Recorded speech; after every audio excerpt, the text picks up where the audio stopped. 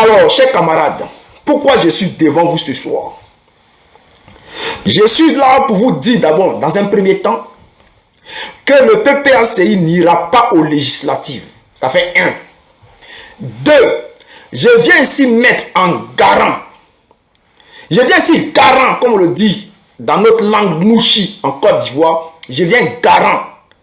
La personne au sein du PPACI qui est en train de liquider tous ses camarades. Je viens te parler ce soir, frère. Tu vas comprendre.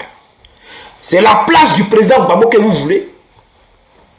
C'est la place du président Gbagbo que vous voulez. Mais je vous dis, pour avoir la place du président là, vous allez attendre longtemps. Vous allez attendre longtemps.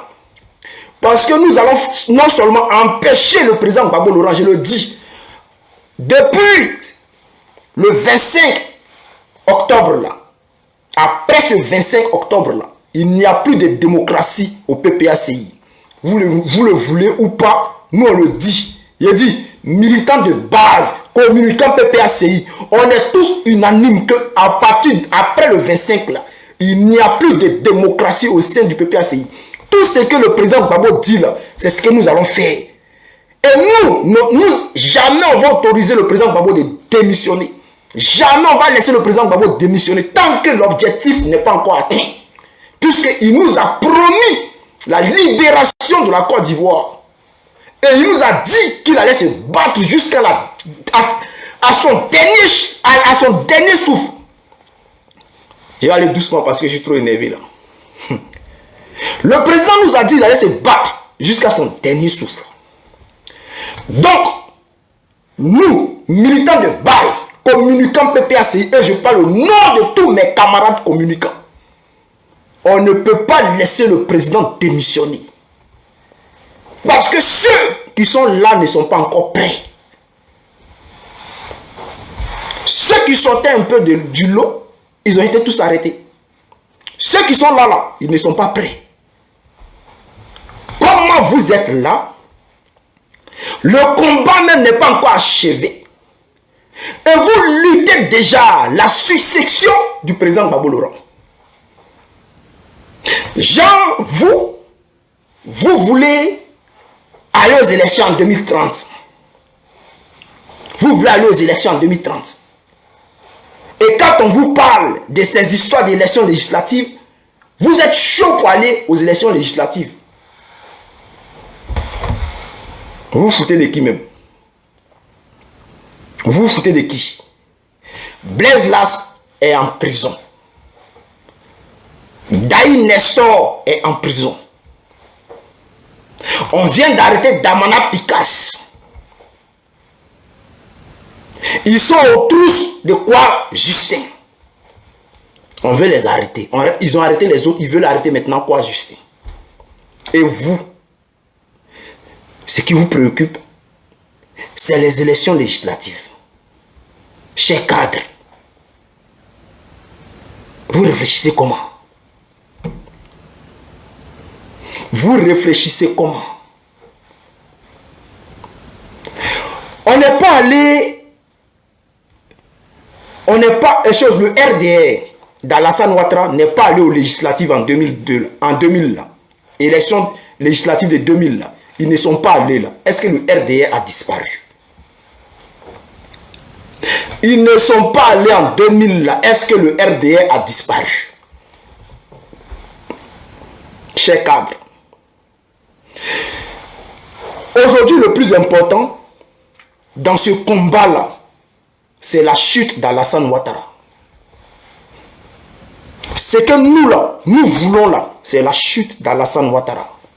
Sinon tout le reste là, on s'en fout. Et puis si là, dans ce combat là, au stade où nous sommes arrivés là, seul le président Gbagbo a le dernier mot. Seul le président Gbagbo a le dernier mot. Sinon tout le reste là, ce que vous allez dire là, c'est zéro. Certes, le président Gbagbo a le dernier mot, mais son histoire de démission là, jamais on va autoriser ça. Jamais nous allons laisser le président Gbagbo démissionner. Il le sait. Voilà. Donc, Chers frères, chers camarades, aujourd'hui j'ai fait une vidéo où j'ai parlé à Stéphane Kipré. Stéphane Kipré, je reviens sur toi. Aujourd'hui, si le combat est dur, là, c'est ta faute. C'est ta faute. Parce que tu aurais pu faciliter les choses. Tu aurais pu faciliter les choses. Pour que le combat puisse être moins dur. Nous savons que nous allons gagner. Nous savons que nous allons gagner ce combat-là. Nous savons que ce n'est pas encore fini. Comme Maman Nadi Gbagbo l'a dit tout à l'heure, à Benoît, elle a dit ce n'est pas encore fini. Elle a également dit à Nayo, elle a dit le combat n'est pas encore fini. On le sait. Qu'on va gagner ce combat-là. Mais vous, les cadres du PPACI, aidez-nous. Aidez-nous. On a besoin de vous pour avancer dans ce combat-là. Vous êtes dans quoi? Parce que la stratégie que je vois là, c'est 2030, vous voulez préparer. Vous voulez préparer 2030. Mais qui vous a dit que 2030 là, Alassane Ouattara ne sera pas là? Qui vous a dit qu'en 2030, Alassane Ouattara va laisser ce pouvoir là? Qui vous a dit ça? Si jamais 2030, Alassane Ouattara ne se présente pas, c'est qu'il a fini de détruire le PPACI. Si jamais en 2030 là, Alassane Ouattara ne se présente pas là, c'est qu'il a détruit le PPACI. Mais ce que je vois là, si le PPACI existe encore en 2030 là, Alassane Ouattara va se présenter. Chers frères, continuez à partager, continuez à liker, continuez à mettre assez de cœur, continuez à envoyer la vidéo dans tous les groupes. Envoyez la vidéo dans tous les groupes.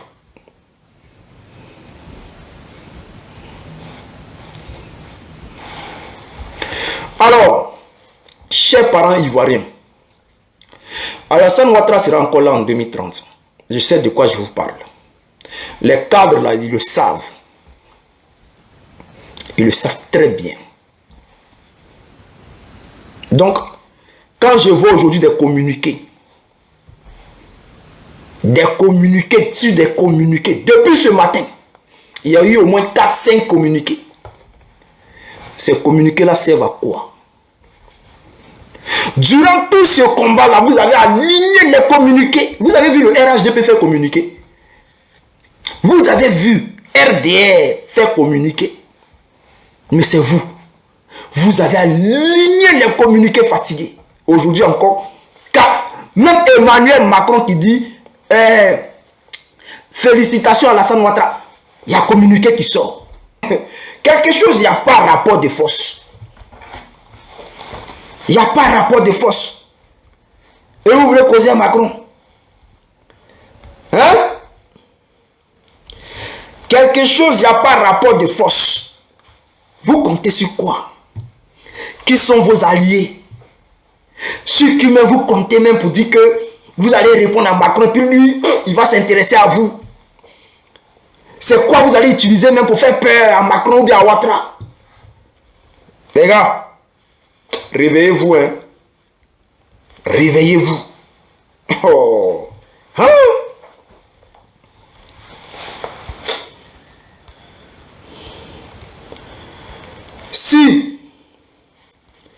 Si vous ne voulez pas mener ce combat-là, laissez la place à ceux qui veulent mener la lutte. Voilà. Si vous ne voulez pas mener cette lutte-là, laissez la place à ceux qui veulent mener cette lutte-là. C'est tout. C'est tout. C'est quoi ce bug-là même?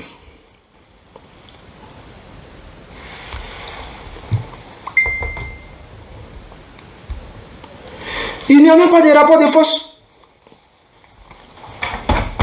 Il n'y a rien. On vous a dit ici, venez les gars. On va discuter, on va s'asseoir. On va trouver une stratégie.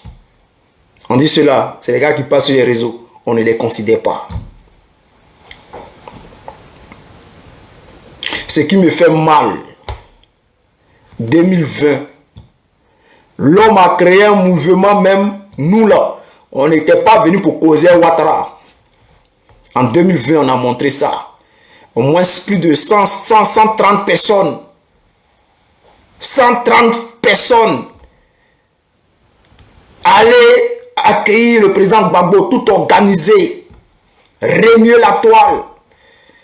On s'est battu en 2020, 2021, Gbagbo rentre, on va accueillir le président Gbagbo.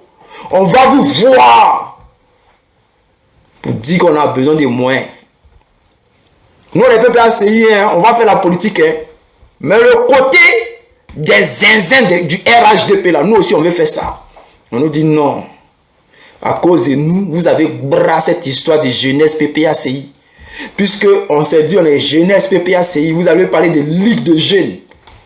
Ligue des jeunes PPACI. À cause de nous, vous avez brassé cette histoire de jeunesse PPACI. Puisqu'avant votre arrivée en Côte d'Ivoire, nous, on avait déjà créé même. C'est-à-dire, dès que le PPACI est né net, on a mis jeunesse PPACI. 12 millions de jeunes de Gbagbo est devenu jeunesse PPACI. Vous avez pris l'affaire de jeunesse PPACI là. Dans il y a jeunesse PDCI, jeunesse RHDP. Vous avez pris ça, vous avez jeté, vous avez créé Ligue des jeunes à cause de nous. Nous, on n'était pas là pour causer, nous, on était des mouchis. On était là pour mélanger. On était là pour montrer à Ouattara que nous, on veut qu'il parte. On n'était pas venu pour faire politique. Mais comme on ne parlait pas gros français là, vous avez décidé de nous mettre de côté. Tellement que mes camarades étaient frustrés, énervés. Beaucoup ils ont décidé de partir au RHDP. D'autres sont devenus RHDP. D'autres ont arrêté de faire la politique. Parce qu'ils étaient en colère.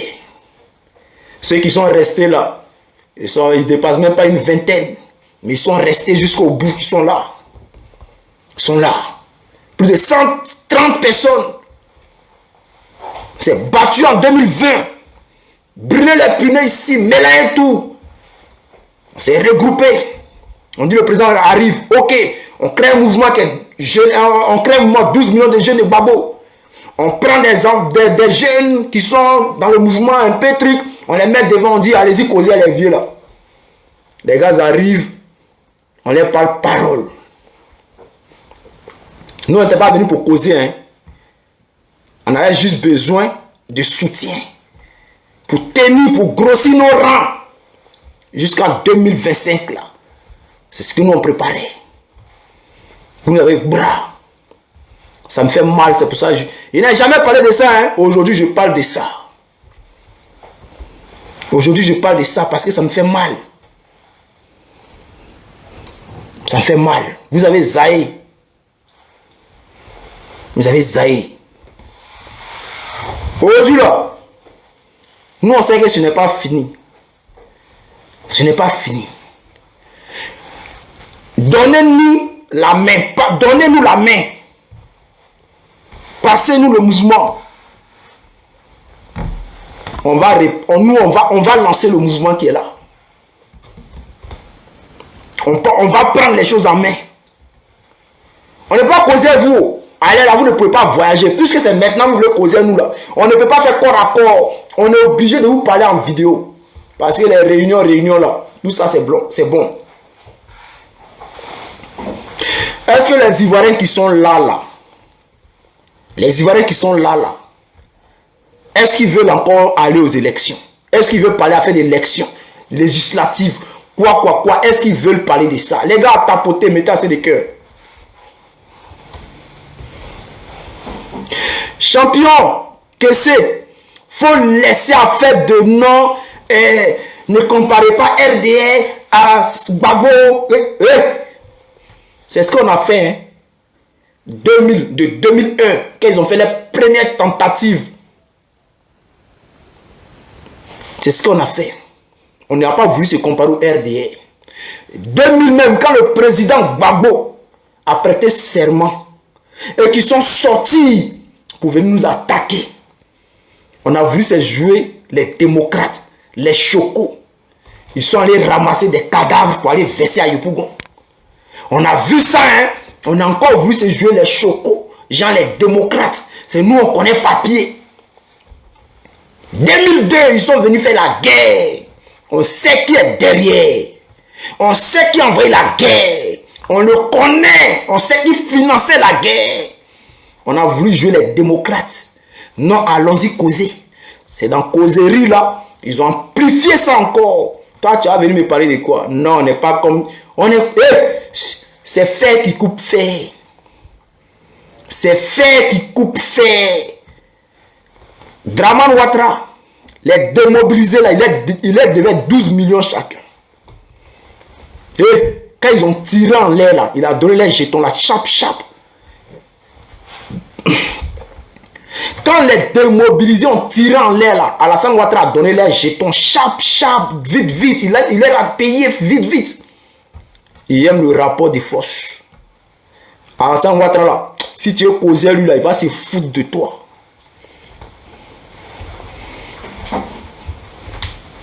Il va se foutre de toi. C'est comme ça la vie. Vous pensez que la France... Quand je vois le communiqué du PPACI, ça m'énerve. Ça m'énerve parce que vous avez pensé quoi? Genre la France n'avait pas leur main dedans quoi. Mais c'est la France qui a donné l'autorisation à Ouattara d'être candidat pour un 4e mandat. Combien de fois il allait en France? Combien de fois il allait en France? La France lui a donné l'autorisation de faire un 4e mandat. C'est la France qui gère le RHDP. Et vous allez faire semblant comme si vous ne saviez pas. Alassane Ouattara vient de donner le nord aux Américains. Et quand ça vous étonne, quand l'ambassadeur des États-Unis il fait un communiqué pour féliciter Alassane Ouattara. Genre, ça vous étonne, ça vous choque. Il a partagé le pays. Il a donné un peu aux États-Unis, un peu aux Français. Bon, les Français, ils ont beaucoup. Il a donné juste un peu seulement aux États-Unis. Et puis là, si. Lui, il veut rester là seulement. Jean, vous voulez faire Jean exprès. Jean, vous ne saviez pas que eux là, ils ont partagé la Côte d'Ivoire. Ça me fait mal. Ça me fait mal qu'il n'y a personne pour penser comme Ouattara au PPACI. Tout le monde est démocrate. Mais il dit démocratie ne m'a sauvé quel pays? Démocratie là, ça a sauvé quel pays? Expliquez-moi. Démocratie là, en Afrique là, ça a sauvé quel pays? Y a-t-il la démocratie en Afrique? Depuis quand la démocratie existe même? Le président Gbagbo de 2000 jusqu'en 2010, il a forcé la démocratie. Il a voulu imposer la démocratie aux Ivoiriens. Il a voulu imposer la démocratie à la Côte d'Ivoire. C'est pour cela que Ouattara aujourd'hui, il est au pouvoir. C'est parce que le président Gbagbo a forcé la démocratie. Donc, arrivé à un moment là, on n'a pas dit de ne pas être démocrate. Vous pouvez être démocrate. Mais nous, qui ne voulons pas être un peu démocrate là, comprenez-nous aussi. On est fatigué de cette démocratie là. Où on fait tout. Où on dit non, nous là, on n'est pas nous on n'est pas. Si on reste dans ça là, la Côte d'Ivoire ne va plus. Jusqu'à aujourd'hui, c'est les Libanais. C'est les Libanais qui disent aux Ivoiriens, eux aussi, ils veulent être maire député en Côte d'Ivoire. Mondia. Au Liban là, un seul Ivoirien qui travaille dans l'administration ivoirienne, une chose à libanaise là. Donnez-moi un seul nom d'un seul Ivoirien ou bien d'un seul noir africain. Je parle de chez nous, hein. Donnez un seul nom. Donnez un seul nom. Mais les Libanais travaillent à la mairie en Côte d'Ivoire. Ils volent nos terres. Ils s'approprient nos biens. Maintenant, c'est notre administration qui veut le prendre. Et vous êtes là, vous regardez ça. Jusqu'à ils font une vidéo maintenant pour nous narguer. Il y a même un blogueur même qui nous traite de chiens. Parce que Ouattara a parlé de chiens. Il met des photos de chiens pour nous narguer. Et vous êtes là où nous parlez de démocratie. Si vous êtes des incapables là, Dites-nous que vous ne pouvez pas. Celui qui veut essayer là, nous on va aller avec lui. C'est tout. Les Ivoiriens sont tous prêts. Ils sont tous prêts à se battre pour les nations. Ils ont quoi à perdre? Regardez comment les gens vivent. Regardez même en Ayo. Regardez le village.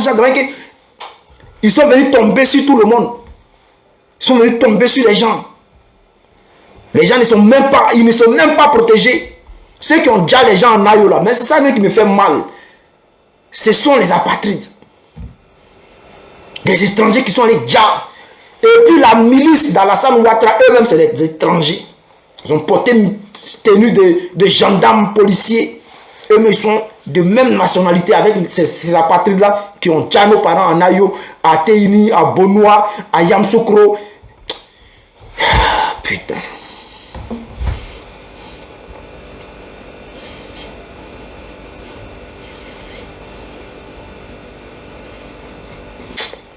Ça fait mal, hein. Même regardez sur Facebook. Regardez les commentaires. Regardez les commentaires. C'est encore eux. Tous les commentaires qui vont descendre, c'est eux. Nos parents sont là, ils écoutent seulement. Bon, bon. Maudia, putain.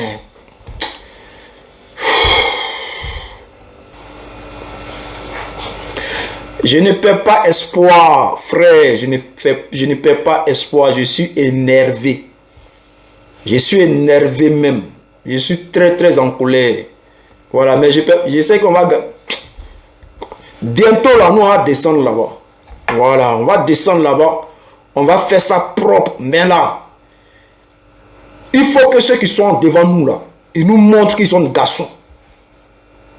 Tout ce que nous on veut voir. Et qu'ils arrêtent de trahir les camarades. Et que nos partis là sachent qu'il y a des traites au sein de nos partis. Il faut faire un filtrage. On doit filtrer tous les traites là. On doit les enlever dans nos partis. On doit les enlever.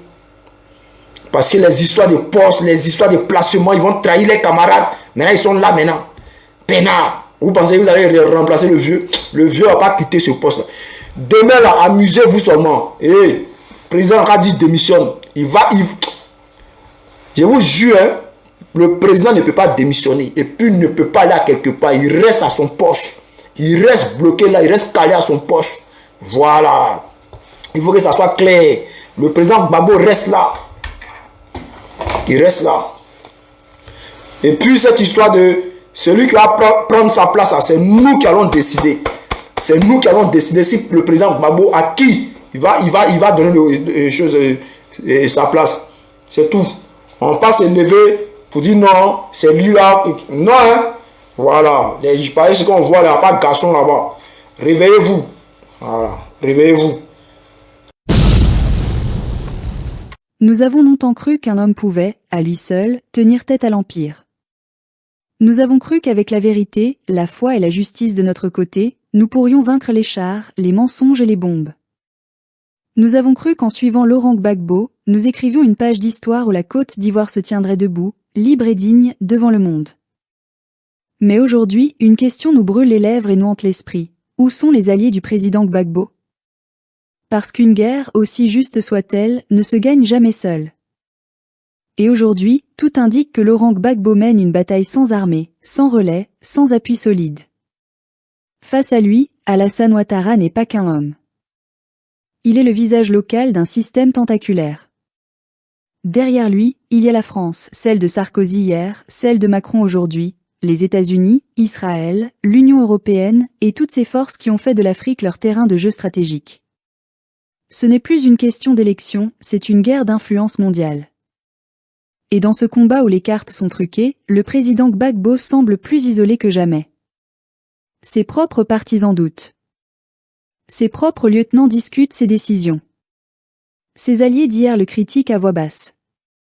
Et dans le pays, un murmure monte. Gbagbo est-il encore l'homme de la situation? Ce doute, il nous fait mal. Parce que Gbagbo, pour beaucoup d'entre nous, ce n'est pas seulement un homme politique.